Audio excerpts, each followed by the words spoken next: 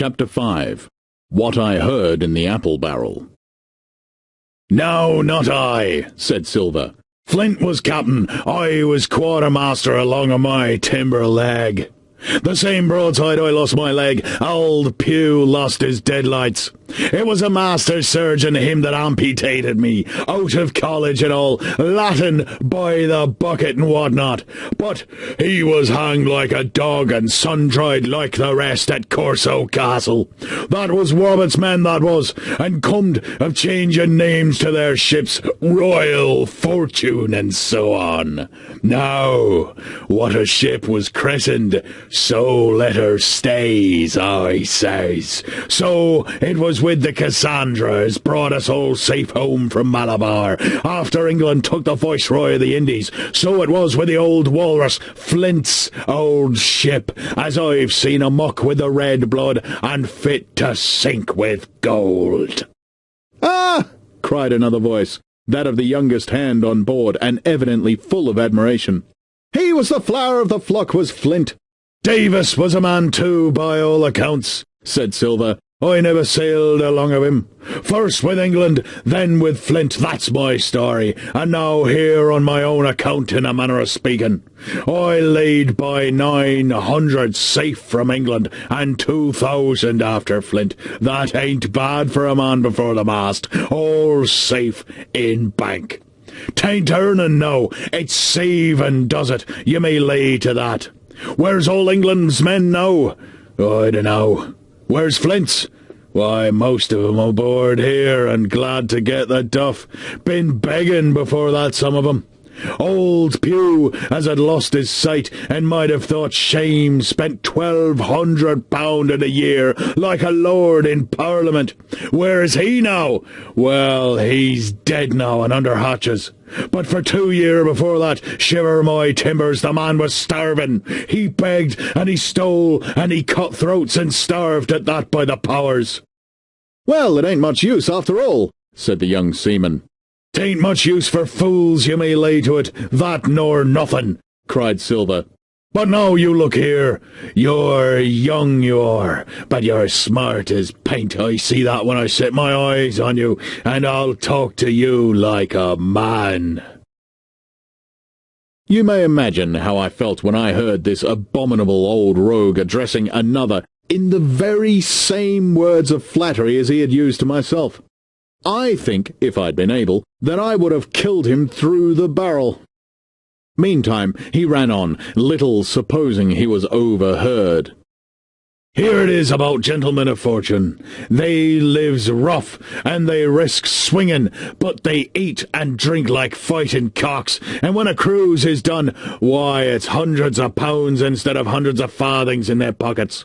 Now the most goes for rum and a good fling and to sea again in their shirts, but that's not the course I lay. I puts it all away, some here, some there, and none too much anywheres by reason of suspicion. I'm 50, mark you. Once back from this cruise, I set up gentlemen in earnest. Time enough too, says you. Ah, but I've lived easy in the meantime, never denied myself a nothing heart's desires, and slept soft and ate dainty all the days but when at sea. And how did I begin? Before the mast, like you." "Well," said the other, "but all the other money's gone now, ain't it? You daren't show face in Bristol after this." "Why, where might you suppose it was?" asked Silver derisively. At Bristol? In banks and places?" answered his companion. "It were," said the cook. "It were when we weighed anchor, but my old missus has it all by now, and the spyglass is sold, lease and goodwill and rigging, and the old girl's off to meet me. I would tell you where, for I trust you, but it'd make jealousy amongst the mates." "And you can trust your missus?" asked the other. "Gentlemen of fortune," returned the cook, "usually trust little among themselves, and right they are, you may lay to it. But I have a way with me, I have. When a mate brings a slip on his cable, one as knows me, I mean, I won't be in the same world with old John. There were some that was feared of Pew, and some that was feared of Flint. But Flint hisself was feared of me. Feared he was, and proud. They were the roughest crew afloat, was Flint's. The devil himself would have been feared to go to sea with them. Well now, I tell you, I'm not a boasting man, and you've seen yourself how easy I keep company, but when I was quartermaster, lambs wasn't the word for Flint's old buccaneers. You may be sure of yourself in old John's ship. "Well, I tell you now," replied the lad, "I didn't half a quarter like the job till I had this talk with you, John, but there's my hand on it now." "And a brave lad you were, and smart too," answered Silver, shaking hands so heartily that all the barrel shook. "And a finer figurehead for a gentleman of fortune I never clapped my eyes on." By this time I had begun to understand the meaning of their terms. By a gentleman of fortune they plainly meant neither more nor less than a common pirate, and the little scene that I had overheard was the last act in the corruption of one of the honest hands, perhaps of the last one left aboard. But on this point I was soon to be relieved, for Silver giving a little whistle, a third man strolled up and sat down by the party. "Dick's square," said Silver. "Oh, I knew Dick was square," returned the voice of the coxswain, Israel Hands. "He's no fool, is Dick." And he turned his quid and spat. "But look here," he went on. "Here's what I want to know, Barbecue. How long are we a-going to stand off and on like a blessed bumboat? I've had almost enough of Captain Smollett. He's hazed me long enough, by thunder. I want to go into that cabin, I do. I want their pickles and wines and that." "Israel," said Silver, "your head ain't much account, nor ever was. But you're able to hear, I reckon. Leastways, your ears is big enough. Ha ha! Now, here's what I say. You'll berth forward, and you'll live hard, and you'll speak soft, and you'll keep sober till I give the word, and you may lay to that, my son." "Well, I don't say no, do I?" growled the coxswain. "What I say is when. That's what I say." "When, by the powers!" cried Silver. "Well, now, if you want to know, I'll tell you when.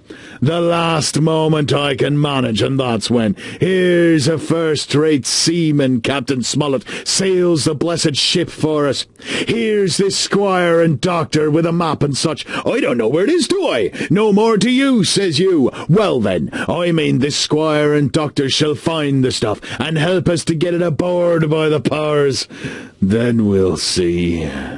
If I was sure of you all, sons of a double Dutchman, I'd have Captain Smollett never get his halfway back again before I struck."